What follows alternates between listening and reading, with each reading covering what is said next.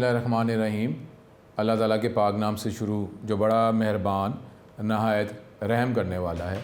अस्सलाम वालेकुम स्टूडेंट्स, मैं हूं आपका teacher Mohammad Asim Nasar, second year ICS computer science के नेक्स्ट लेक्चर के साथ यूनिक ग्रुप ऑफ इंस्टीट्यूशन की तरफ से हाजिर हूं। उम्मीद करता हूं स्टूडेंट आप खैरियत से होंगे और अल्लाह ताला के करम से 5 वक्त की नमाज़ अदा करते होंगे और ये दुआ करते होंगे अल्लाह ताला सारी दुनिया जहान के जानदारों पे अपना ख़ास करम करे और हमें हदायत अदा करे और हमें शैतान और नफ्स से महफूज रखे और ईमान पे ही हमारी ज़िंदगी और ईमान पे ही हमारा ख़ात्मा हो। स्टूडेंट सेकेंड ईयर के कंप्यूटर साइंस में सेकंड चैप्टर जो है हमने स्टार्ट किया हुआ है और उसमें प्रीवियस लेक्चर से हमने टाइप्स ऑफ कीज़ को डिस्कस कर रहे हैं। अभी ये टॉपिक जो है टाइप्स ऑफ कीज़ जो है ये टॉपिक आज के लेक्चर में इसको कंटिन्यू करेंगे। ये आज के लेक्चर में ये कंप्लीट हो जाएगा। उसके बाद कुछ 1-2 शॉर्ट क्वेश्चन हैं चैप्टर नंबर 2 के, उसको फिर कंटिन्यू करेंगे और फिर ये चैप्टर हमारा कंप्लीट हो जाएगा। उसके बाद फिर नेक्स्ट लेक्चर्स के अंदर फिर हम इसके चैप्टर के जो MCQs जो हैं उसको डिस्कस करेंगे। तो अपना टॉपिक जो है टाइप्स ऑफ कीज़ जिसको हमने प्रीवियस लेक्चर्स में कंटिन्यू किया हुआ है इसको कंप्लीट करते हैं। अपना बहुत ज़्यादा ख्याल रखें और दुआ जो है सिर्फ अपने लिए नहीं बल्कि सारी दुनिया जहान के जानदारों के लिए दुआ करें कि अल्लाह ताला हम पे अपना ख़ास करम करे, हमेशा अपनी पनाह में रखे और शैतान और नफ्स के शर से हमेशा के लिए अल्लाह ताला हमें बचाए और हमें अमल की जो है तौफ़ीक अता करे इखलास के साथ और किसी तकब्बर के बगैर। तो अपना टॉपिक कंटिन्यू करते हैं types of keys. Student type of keys जो है वो हम डिस्कस कर रहे थे। अगला हमारा जो टाइप ऑफ की हमने डिस्कस करना है वो है फ़ॉरेन की। ठीक है, तो अब ये टेबल जो है रिलेशन उसमें मुख्तलिफ़ कॉलम्स को हम कीज़ असाइन कर रहे हैं और कीज़ की डिफरेंट टाइप्स हैं। और हमने जो चैप्टर नंबर 2 जब स्टार्ट किया था उसमें हमने फ़ाइल मैनेजमेंट सिस्टम पढ़ा था, जो मैनुअल फ़ाइल मैनेजमेंट सिस्टम है। उसके बाद हमने कंप्यूटराइज फ़ाइल मैनेजमेंट सिस्टम की तरफ आ गए थे। अब जो फ़ाइल जो है, अब फ़ाइल में जब डाटा लिखते हैं जिस तरह माइक्रोसॉफ्ट एक्सेल की बात करते हैं उसमें भी मुख्तलिफ हम हेडिंग्स ही लगाते हैं। अब कंप्यूटर में जब आप फ़ाइल बनाएंगे डेटाबेस की मदद से फ़ाइल बनाएंगे तो वो भी उसको भी हम टेबल रिलेशन ही कहते हैं, उसमें भी मुख्तलिफ कॉलम्स होते हैं। अब डाटा जो है जो मैनुअल फ़ाइल सिस्टम के अंदर उसका जो प्रॉब्लम होता है कि हमारी जो आंसर जो आउटपुट है रिपोर्ट जो है वो मैनुअल फाइल्स के अंदर एक फ़ाइल के अंदर वो डाटा मौजूद नहीं है, एक से ज़्यादा फाइल्स के अंदर डाटा मौजूद है। तो हमें वो आउटपुट गेट करने के लिए आंसर गेट करने के लिए एक फ़ाइल में से हम डाटा नोट करते हैं, फिर दूसरी फ़ाइल में से डाटा नोट करते हैं तो हमें अपना रिक्वायर्ड आंसर मिलता है। तो अब जो है जो एक मैनुअल फ़ाइल है कंप्यूटर के अंदर डेटाबेस के अंदर जब आप वो फ़ाइल बनाएंगे तो उसको क्या कहेंगे, टेबल और रिलेशन कहेंगे।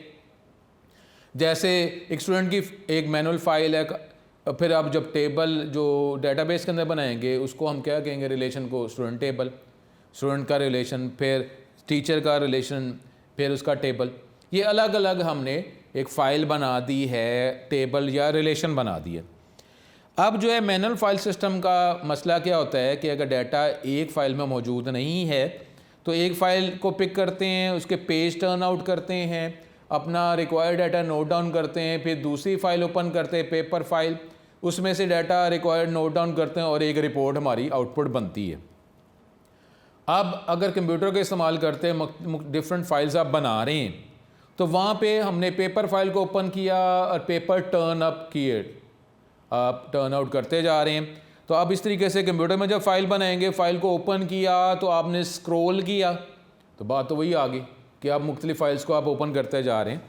लेकिन कंप्यूटर का इस्तेमाल करने का मेन फ़ायदा ही होता है कि जब आप डेवलपमेंट एनवायरनमेंट इस्तेमाल कर रहे हैं तो उसमें एक टॉपिक होता है जिसको कहते हैं रिलेशनशिप। अब आप एक से ज़्यादा फाइल्स को टेबल को जब आप रिलेट कर देते हैं तो आपको फिर डिफरेंट फाइल्स को टेबल को रिलेशन को सेपरेटली ओपन नहीं करना पड़ता। आप जो मेन फाइल जो है पेरेंट फाइल पेरेंट टेबल जो है उसको ओपन करते हैं। अब क्योंकि वो डिफरेंट टेबल के साथ वो रिलेट है तो वो रिलेटेड रिकॉर्ड भी आपको जो है उस फाइल को रिलेशन टेबल को ओपन किए बगैर ही आपको रिकॉर्ड मिल जाते हैं। तो अब एक टेबल को एक रिलेशन को दूसरे टेबल से रिलेशन से रिलेट करने के लिए अब वो जो टेबल रिलेशन जो है मुख्तलिफ कॉलम्स का कम्बिनेशन है तो आपको रिलेट करने के लिए कई दफ़ा ऐसी ज़रूरत पड़ जाती है कि आपको एक कॉलम क्रिएट करना पड़ता है, और कॉलम जो है सिर्फ उसका मकसद इन दो टेबल रिलेशन को रिलेट करना है। वो कॉलम जो है उस टेबल के लिए उस कॉलम को क्रिएट करना रिक्वायर नहीं है, हमने सिर्फ जो है उस दो टेबल को रिलेट करने के लिए उस कॉलम को बनाया है। तो उस कॉलम को, एट्रीब्यूट को, फील्ड को आप फॉरेन की कहते हैं, जो दो टेबल को रिलेट करने के लिए आप इस्तेमाल कर रहे हैं। A foreign key is a column which is added to create a relationship with another table. ये कॉलम ही है जिसको आपने ऐड किया है किसी और टेबल के साथ उसका रिलेशनशिप क्रिएट करने के लिए। Foreign key helps us to maintain data integrity and also allow navigation between two different instances of an entity. अब क्या है, एंटिटी हमारे पास जो है ये टॉपिक है, जिस तरह टेबल एक एंटिटी है, तो उसमें आपको डिफरेंट टेबल्स के अंदर जो डाटा पड़ा हुआ है उसको एक्सेस करने के लिए फिर आप फॉरेन की आप स्पेसिफाई करते हैं, और फॉरेन की आपको ये हेल्प प्रोवाइड करता है कि आपको डिफरेंट टेबल फाइल्स को, रिलेशन को ओपन करने की ज़रूरत नहीं है, क्योंकि रिलेट हैं तो उसके रिलेटेड रिकॉर्ड्स आपको ऑटोमेटिकली मिल जाएंगे और आपको उस टेबल को, रिलेशन को ओपन करने की ज़रूरत नहीं है। Foreign key is an attribute or set of attribute in a relation whose value must match a primary key in another table. अब नॉर्मली इसके अंदर जो वैल्यूज़ हैं, जो फॉरेन की, जिस कॉलम को फॉरेन की आप असाइन करेंगे, उसके अंदर वैल्यूज़ ज़्यादातर जो है, जो मेन टेबल है जिससे इसको रिलेट किया गया है, उसके अंदर वैल्यूज़ जो हैं वो एग्जैक्टली मैच करती हैं with the parent table primary की। मेन टेबल के अंदर जो प्राइमरी की के अंदर जो वैल्यूज़ हैं वही वैल्यूज़ इस फॉरेन की के अंदर होंगी, क्योंकि ये कॉलम जो आपने बनाया है सिर्फ टेबल को रिलेट करने के लिए बनाया है। अदरवाइज़ तो इस टेबल के अंदर, रिलेशन के अंदर ये कॉलम बनाने की हमें ज़रूरत ही नहीं है। हम तो सिर्फ इसलिए बनाया है कि दो टेबल्स को हम रिलेट कर सकें। तो अब फॉरेन की के अंदर भी वही वैल्यूज़ नॉर्मली होती हैं जो मेन टेबल के अंदर प्राइमरी की में होती हैं। The relation in which foreign key is created, जो टेबल या रिलेशन जिसके अंदर फॉरेन की आपने स्पेसिफाई की है, क्रिएट की है, उसको डिपेंडेंट टेबल या चाइल्ड टेबल कहा जाता है। अब relation to which the foreign key refers, relation to which, जिस रिलेशन के साथ फॉरेन की जो है उसको वो रेफ़र कर रही है, जिस टेबल को, रिलेशन को, उस टेबल को मेन टेबल, पेरेंट टेबल कहा जाता है। रिलेशन में कंटेन मैनी फॉरेन कीज़, एक रिलेशन के अंदर एक से ज़्यादा फॉरेन कीज़ हो सकती हैं, क्योंकि एक कॉलम किसी और टेबल के साथ रिलेट है और दूसरी फॉरेन की जो है किसी और टेबल के साथ रिलेट है, तो एक टेबल के अंदर एक से ज़्यादा फॉरेन कीज़ हो सकती हैं, क्योंकि वो जो रिलेशन है हो सकता है वो 5 टेबल के साथ रिलेट है। तो अब उसके अंदर एक 5 डिफरेंट फॉरेन कीज़ हैं, एक फ़ॉरेन की किसी और टेबल के साथ रिलेट करने के लिए इस्तेमाल हो रही है, एक फ़ॉरेन की किसी और टेबल के साथ रिलेट करने के लिए इस्तेमाल हो रही है। ठीक है, तो इस तरीके से एक आप जो है डेटाबेस डिज़ाइन के अंदर जो हमने डेटाबेस मॉडल जो क्रिएट हमने किया है, डेटाबेस मॉडल क्रिएट करने के लिए जो है हम ये फॉरेन कीज़ एक टेबल के अंदर एक से ज़्यादा भी हो सकती हैं, क्योंकि अगर 10 टेबल हो सकता है कि 10 टेबल में 6 टेबल्स आपस में रिलेट हैं। ठीक है, तो इस तरीके से एक रिलेशन के अंदर एक से ज़्यादा फॉरेन कीज़ भी हो सकती हैं। टाइप ऑफ कीज़ में सेकेंडरी की, एक की एक कॉलम या एक से ज़्यादा कॉलम्स का कम्बिनेशन जो डाटा को एक्सेस करने के लिए इस्तेमाल कर रहे हैं, लेकिन उसमें यूनिकनेस प्रॉपर्टी नहीं है। अब ये तो नहीं ना कि एक कॉलम के अंदर, एक फील्ड के अंदर जो है वैल्यू सारी ही सेम है, कुछ वैल्यू तो डिफरेंट होती है ना। तो अगर ये है, वैसे तो बेटर है प्राइमरी की, जो अगर प्राइमरी की बेस पर रिकॉर्ड गेट करना चाहेंगे तो हमेशा एक ही रिकॉर्ड को रिट्रीव होगा, एक ही रिकॉर्ड आपको प्रोवाइड किया जाएगा। लेकिन फिर भी अगर आप सेकेंडरी की एक कॉलम जो है सेकेंडरी की तौर पर असाइन कर देते हैं, तो उसके अंदर भी सारे कॉलम्स, सारे रिकॉर्ड्स तो रिटर्न नहीं ना होंगे, फ़िल्टर तो होंगे। अगर नेम की बेस पर भी अगर आप कर लेते हैं तो ये तो नहीं ना कि कैंपस के अंदर, जो एकेडमी के अंदर सारे स्टूडेंट के नाम सेम ही हैं, तो अब उसमें भी तो फ़िल्टर हो जाएगा ना। वो जो नाम, एक से ज़्यादा स्टूडेंट हो सकते हैं डेफिनेटली जिसमें नाम सेम है, लेकिन उसमें सारे रिकॉर्ड तो रिटर्न नहीं ना होंगे, फ़िल्टर तो फिर भी हो जाएंगे। तो उस कॉलम को, की को सेकेंडरी की कहा जाता है। An attribute or set of attribute that is basis for retrieval of data from the table relation, इसको सेकेंडरी की कहा जाता है। Secondary key can be a non unique field or attribute. One secondary key value may refer to many records. एक secondary key जो है एक से ज़्यादा रिकॉर्ड्स को ये रेफर कर सकता है। For example in attribute address अगर हम इस्तेमाल कर लेते हैं स्टूडेंट टेबल के अंदर सेकेंडरी की के तौर पर, can be use to display all student who live in city Lahore. अब एक लाहौर जो सिटी है उसमें एक स्टूडेंट तो नहीं ना, एक से ज़्यादा स्टूडेंट जो हैं वो रहते हैं, तो अब सेकेंडरी की जो है फिल्टर तो फिर भी होगा ना, क्योंकि डिफरेंट सिटीज़ से स्टूडेंट बिलोंग कर रहे हैं। अब आपको रिकॉर्ड्स वही रिटर्न करेगा जिसके जो सिटी जो है स्टूडेंट का वो लाहौर है, बाकी तो रिकॉर्ड वो रिटर्न नहीं ना करेगा। तो अब इसमें भी फ़िल्टर तो हो रहा है। बेटर तो ये है कि स्टूडेंट की आप आईडी, स्टूडेंट का रोल नंबर इस्तेमाल करें। स्टूडेंट का रोल नंबर आईडी इस्तेमाल करेंगे तो फिर कितने रिकॉर्ड रिटर्न होंगे? एक ही। लेकिन अगर आप फिर भी एड्रेस जो सेकेंडरी की है उसको अगर आप इस्तेमाल करेंगे तो फिर भी रिकॉर्ड फ़िल्टर तो हो जाएंगे ना, रिकॉर्ड वही रिटर्न होंगे कि जो स्टूडेंट जो है लाहौर जो है वो उसमें लाहौर में रहते हैं। सॉर्ट की, कंट्रोल की एक ऐसा कॉलम या कम्बिनेशन ऑफ कॉलम जिसकी बेस पर रिकॉर्ड्स आप देखना चाह रहे हैं इन सम सीक्वेंस, आइदर असेंडिंग और डिसेंडिंग, न्यूमेरिकली और अल्फ़ाबेटिकली, तो उस कॉलम को आप सॉर्ट की, कंट्रोल की कहते हैं। N attribute or set of attributes, एक एट्रीब्यूट या एक से ज़्यादा कॉलम्स के कम्बिनेशन जो है उसको सॉर्ट की कहा जा सकता है। That is use to physically sequence the store data, जो डाटा जो स्टोर है उसमें एक सीक्वेंस में रिकॉर्ड देखने हैं तो उसके लिए आप सॉर्ट की, फॉर कंट्रोल की इस्तेमाल कर सकते हैं। It is also known as control key. The store data can be sorted in different ways according to user requirement. User जो है रिक्वायरमेंट की बेस पर किसी भी कॉलम की बेस पर आप रिकॉर्ड देख सकते हैं। सीक्वेंस असेंडिंग या डिसेंडिंग या किसी भी फॉर्म ऑफ डाटा जो है वो असेंडिंग फॉर्म में, डिसेंडिंग फॉर्म में अगर आप देखना चाहते हैं तो उस कॉलम को सॉर्ट की, कंट्रोल की बनाया जा सकता है। ठीक है, अब हमारे पास कोई डिफरेंस है बिटवीन प्राइमरी की एंड फॉरेन की, ये शॉर्ट क्वेश्चन में आ सकता है, ये कंप्लीट नहीं तो आप इसके 2-3 पॉइंट्स बस लिख देंगे। प्राइमरी की क्या है? Help us to uniquely identify record in a table, ये ठीक है। तो क्योंकि प्राइमरी की, फॉरेन की का शॉर्ट क्वेश्चन या इसका डिफरेंस भी आ जाता है, तो इस हवाले से शॉर्ट क्वेश्चन के तौर पर आपको ये टॉपिक क्लियर होना चाहिए। प्राइमरी की जो है इसकी बेस पर आप रिकॉर्ड को यूनिकली आइडेंटिफाई कर सकते हैं। और फॉरेन की क्या है? It is a field in the table that is a primary की ऑफ अनदर टेबल।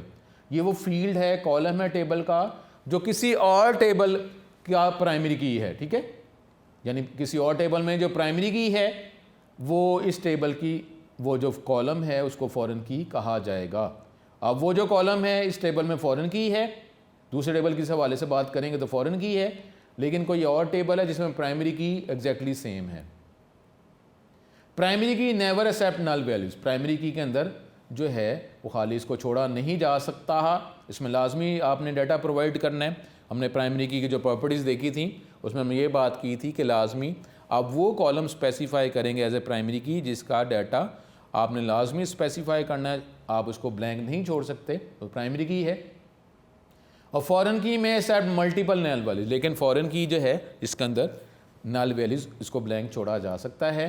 प्राइमरी की is a clustered index and data in the database table. अब ये हमने बात की थी कि इंडेक्स का टॉपिक हमने देखा था थोड़ा सा।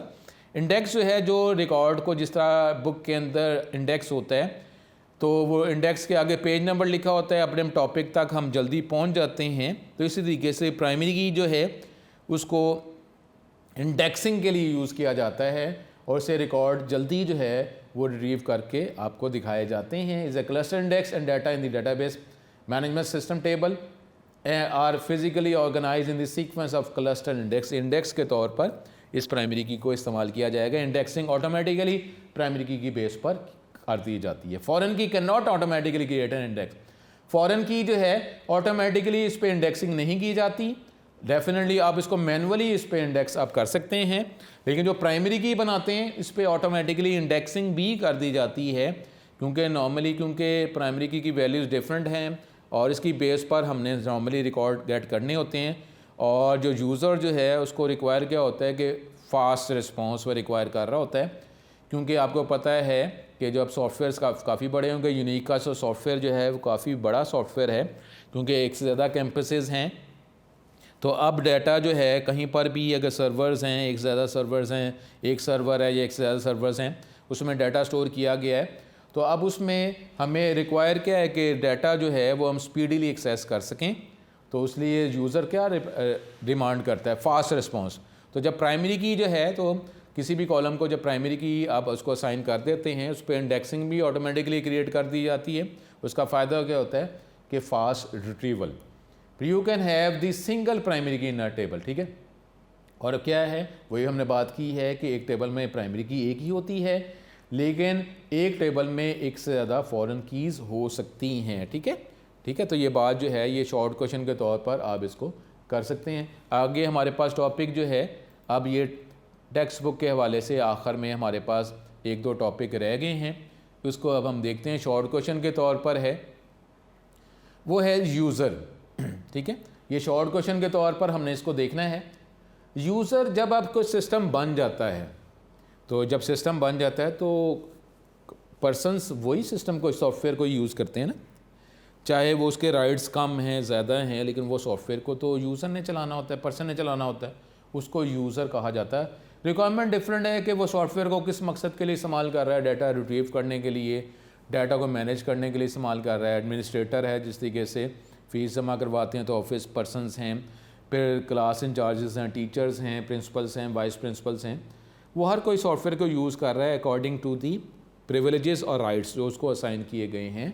उन सारे पर्सनस को यूज़र्स या एंड यूज़र कहा जाता है। तो हमारे पास ये शॉर्ट क्वेश्चन के तौर पर करेंगे। अब यहाँ पे ये अगर आप ये 4 लाइनें कर लेते हैं तो ये शॉर्ट क्वेश्चन इसका हो जाएगा। द यूज़र और end user is simply a person who uses the computer for his specific need. वो कंप्यूटर को अपने मकसद के लिए इस्तेमाल कर रहा है, उसका मकसद डेफिनेटली डिफरेंट हो सकता है। He might have a moderate knowledge of computer, उसको कंप्यूटर इस्तेमाल करने का नॉलेज होना चाहिए, कंप्यूटर साइंस का, IT का।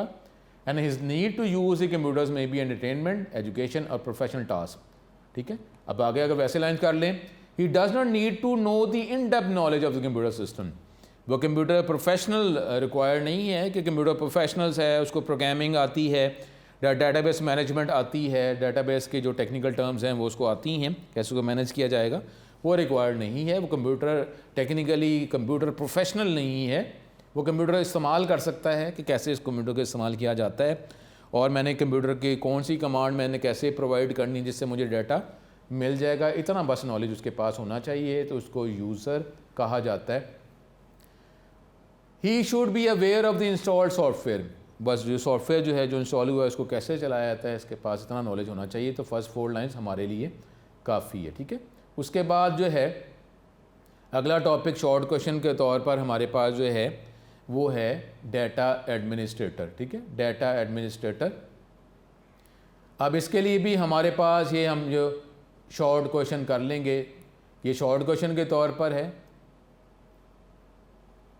पहले हम ये 3 लाइन्स कर लेंगे, फिर हम देखते हैं, फिर आखिरी 3 लाइनें देखते हैं। The data administrator is responsible for the entire data of organisation.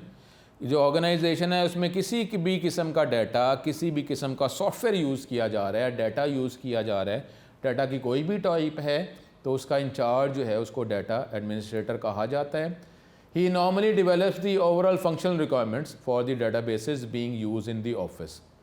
वो नॉर्मली वो रिक्वायरमेंट, फंक्शनल रिक्वायरमेंट्स के डाटाबेस के हवाले से क्या काम किया जाएगा, वो कौन सा पर्सन कौन सा काम डाटाबेस की मदद से करेगा, कर सकता है, राइट्स असाइन करने, ये डेवलप करेगा कि डाटाबेस को कौन सा पर्सन किस मकसद के लिए इस्तेमाल करेगा, वो डेवलप करेगा रिक्वायरमेंट्स। उसके बाद यहाँ से करेंगे हम ये 3 लाइनें कर लें, 3 लाइनों के बाद ये लास्ट 3 लाइन्स कर लेंगे। He should also participate in developing the data dictionary, ठीक है। आपने चैप्टर 1 के एंड पर features of database management system का टॉपिक जो पढ़ा था उसमें डाटा डिक्शनरी का टॉपिक पढ़ा था। तो ये जो डाटा एडमिनिस्ट्रेटर है ये अपना रोल प्ले करता है in developing the data dictionary, prepare documentation कि ये सॉफ्टवेयर को कैसे इस्तेमाल किया जाएगा, ठीक है। डॉक्यूमेंटेशन जो है ये एक हेल्प होती है कि सॉफ्टवेयर को कैसे यूज़ किया जाएगा। And conduct user training where needed, और यूज़र की ट्रेनिंग जो है वो भी डाटा एडमिनिस्ट्रेटर की रिस्पॉन्सिबिलिटी है कि यूज़र को ट्रेन करना कि सॉफ्टवेयर को कैसे यूज़ किया जाएगा, अपना रिक्वायर्ड डाटा कैसे गेट किया जा सकता है, एक्सेस किया जा सकता है, ठीक है। तो ये जो है आप ये normally data administrator serves as a bridge between users and data processing staff जो टेक्निकल पर्सनस हैं और यूज़र जो हैं जो जिनके पास टेक्निकल नॉलेज कंप्यूटर का नहीं है, उनका आपस में ब्रिज, उनका लिंक क्रिएट करने के लिए, उनकी आपस में कोऑर्डिनेशन के लिए डाटा एडमिनिस्ट्रेटर जो है अपना रोल प्ले करता है। तो ये शॉर्ट क्वेश्चन के लिए फर्स्ट 3 लाइंस और लास्ट 3 लाइंस आप करेंगे तो ये टॉपिक कंप्लीट हो जाएगा। उसके बाद इस चैप्टर में आखिरी शॉर्ट क्वेश्चन हमारे पास है डाटा एडमिनिस्ट्रेटर। तो स्टूडेंट डाटा एडमिनिस्ट्रेटर के लिए आपको ये कहा है कि इसके लिए फ़र्स्ट 3 लाइंस आप कर लेंगे, ठीक है, शॉर्ट क्वेश्चन के तौर पर, और उसके बाद ये आखिरी 3 लाइंस, ठीक है। तो ये हमारे पास जो है ये इस तरह आप करेंगे तो ये शॉर्ट क्वेश्चन पूरा हो जाएगा। अब लास्ट टॉपिक इस चैप्टर का हम देखते हैं वो है डेटाबेस एडमिनिस्ट्रेटर। यही आज के लेक्चर का भी लास्ट टॉपिक होगा, डेटाबेस एडमिनिस्ट्रेटर। अब इसके लिए ये फर्स्ट 3 लाइंस आप पहले करेंगे। A data administrator is responsible for the design, ये डेटाबेस का इंचार्ज है, एडमिनिस्ट्रेटर है। फॉर द डिज़ाइन, डेटाबेस को डिज़ाइन करना है, इम्प्लीमेंट करना, कैसे प्रॉपर इसकी वर्किंग होगी, management and maintenance of the database, ये रिस्पॉन्सिबल है डेटाबेस एडमिनिस्ट्रेटर। नॉर्मली ये जो राइट्स असाइन करना, डेटाबेस में राइट्स असाइन करना, रोल्स असाइन करना, ये डेटाबेस एडमिनिस्ट्रेटर की रिस्पॉन्सिबिलिटी है। He she must be technical expert on the overall details, इंटरसिस details of the database and DBMS। ये प्रोफेशनल है कि जो डेटाबेस जो है वो इंचार्ज है, इसको मैनेज करता है, ये कंप्यूटर डेटाबेस प्रोफेशनल है, ठीक है, उसको डेटाबेस एडमिनिस्ट्रेटर कहा जाता है। तो डेफिनेटली आपको रेगुलर डिग्री में, अगर आप बैचलर डिग्री में भी जाके आप डेटाबेस को सिलेक्ट करते हैं तो फिर आप इस लाइन पे आगे मूव कर लेंगे। इसी के आगे फिर आप MPhil PhD में भी जा सकते हैं डेटाबेस एडमिनिस्ट्रेटर के तौर पर। ये लाइंस आप करेंगे। उसके बाद जो है ये 3 लाइनें करने के बाद आप आखिरी 3 लाइनें भी इसके अंदर लिख लें। He is also responsible to make sure the database access rights. अब यूज़र को राइट्स असाइन करना, कौन से यूज़र को क्या राइट्स असाइन किए जाएंगे, क्या प्रिविलेजेस उसको असाइन किए जाएंगे, प्रोवाइड किए जाएंगे। To safeguard its security, security कैसे मैनिपुलेट की जाएगी, उसको मेंटेन किया जाएगा। And to maintain and fine tune the database functionality, कि रिस्पॉन्स जो है वो फास्ट मिले, डेटाबेस जो प्रॉपर्ली वर्क कर सके, फंक्शनैलिटी उसकी बेटर रहे। तो ये डेटाबेस एडमिनिस्ट्रेटर की ज़िम्मेदारी है, ठीक है। तो ये डेटाबेस एडमिनिस्ट्रेटर का जो टॉपिक है इसमें आपको ये मैंने कहा है कि आप फर्स्ट 3 लाइंस करेंगे और लास्ट 3 लाइंस कर लेंगे तो ये हमारे पास ये टॉपिक कंप्लीट हो जाएगा, ठीक है। First 3 lines, database administrator it is responsible for the design, implementation, operation, management and maintenance of the database. She must be technically expert on the overall details of the database and DBMS. He is also responsible to make sure the database access rights, to safeguard its security and to maintain and fine tune the database functionality. तो ये आप lines कर लेंगे तो ये आपका topic complete हो जाएगा, ठीक है। तो स्टूडेंट ये टेक्स्ट बुक के हवाले से ये अब हमारा चैप्टर 2 कंप्लीट हो गया, लेकिन अभी जो है ये नोट्स के हवाले से जो आखिरी शॉर्ट क्वेश्चन 3 शॉर्ट क्वेश्चन है इसको नोट्स के हवाले से नेक्स्ट लेक्चर में कंप्लीट करेंगे। तो अब ये टेक्स्ट बुक के हवाले से हमारा चैप्टर 2 कंप्लीट हो गया है। अब इसके आगे मज़ीद इसके MCQs हैं। ये नेक्स्ट लेक्चर में ये टॉपिक जो है शॉर्ट क्वेश्चन इसको मज़ीद ज़रा डिटेल में देखेंगे और नॉलेज ले लेंगे। तो फिर उसके बाद ये चैप्टर 2 के MCQs हम डिस्कस करेंगे। अपना बहुत ज़्यादा ख्याल रखें। नेक्स्ट लेक्चर में इन्हीं 3 शॉर्ट क्वेश्चन के साथ हम अपने लेक्चर को कंटिन्यू करेंगे। अपना बहुत ज़्यादा ख्याल रखें। अस्सलाम वालेकुम।